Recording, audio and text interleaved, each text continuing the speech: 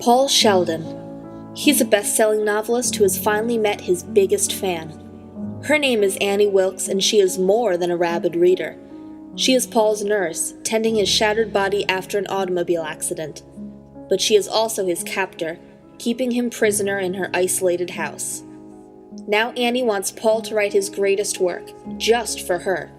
She has a lot of ways to spur him on. One is a needle, another is an axe. And if they don't work, she can get really nasty.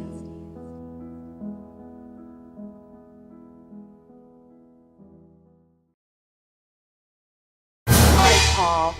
I'm Annie, and I'm your biggest fan. In fact, Paul, I love you. Your mind, your creativity, that's what I meant. But does she really? Paul, you know I adore the Misery novels. They're just so wonderful, and I admire your imagination. But I've been reading your new manuscript, and it's nothing like the Misery novels. It has no nobility. Yes, I can see what you mean, Annie. It's true that Tony Bonasaro has no nobility. But he's just a slum kid trying to get out of a bad environment, you see. And everybody uses those words. They do not. What do you think? I go down to the feed store and say, hey, Tony, give me some bag of effing pig feed and some bitchy cow corn and some Christing ear mite medicine. And then I go down to the bank and say, hey, give me a big bastard of a check. And they say, oh, yes, Annie, come and effing right up. I'm sorry. Sure, you are. Listen, Annie, I didn't mean to offend you. You know, I sort of depend on you, you know? Yes. Yes, you do, Paul. I think I'm gonna go for a little while. I can't be with you right now. Go? Where? It doesn't matter. A place I know. If I stay here, it won't be wise. Goodbye, Paul. Will you be back to give me my medication? Listen, Paul, I've been thinking. Your new novel, it must go. It's a disgrace to your talent.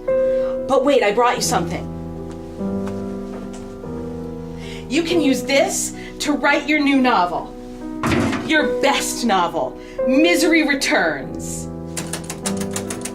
This is what Paul's life has come to. 2 broken legs, imprisoned in the home of Annie Wilkes, forced to write yet another misery novel.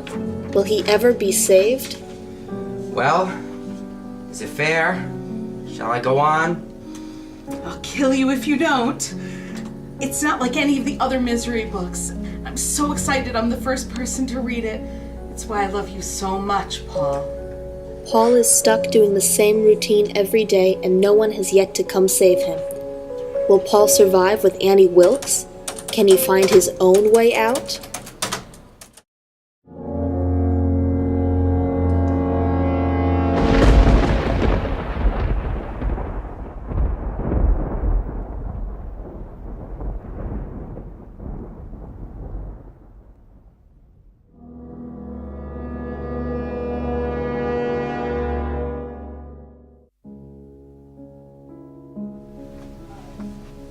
If you want your freedom so badly, Paul, I'll grant it to you.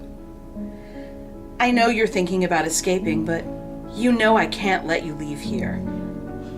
If you want to go, I can go with you. Annie, why would I want to leave? I like it here. And I'm writing my new misery novel just for you. I'll stay here with you, my hero. That's right, Paul. I am your hero. So you can just sit there and think about all the things that I could do to hurt you. If you try to trick or fool me, you can't fool me, Paul. I'm not stupid or slow. You can scream all you want, because nobody stops here. Everybody knows Annie Wilkes is crazy. Can Paul escape? Did you ever hear about the early days at the Kimberley diamond mines? Those workers, they would try to steal the diamonds, and if they could get them out of the big hole, they'd try to run. You know what the British would do to the ones they caught? Killed them, I suppose. Oh, no. That would be like chunking an old Mercedes for a busted spring. No, they didn't want them to stop working. They just didn't want them to be able to run. The procedure's called hobbling, Paul. Just remember, a little bit of pain, and then it'll all be over. Annie, will Whatever you're planning on doing. Before it's too late? No, Annie, don't hurt me. No. Just be still, Paul. No. It'll Annie, be over soon. Please. No. This summer. God, I love you. How far will Annie Wilkes go Miss Wilkes, is everything all right in there? to keep Paul forever? After a while, I came to know the rest of Paul Sheldon. And I hope you don't mind me saying it, but I came to love the rest of him too.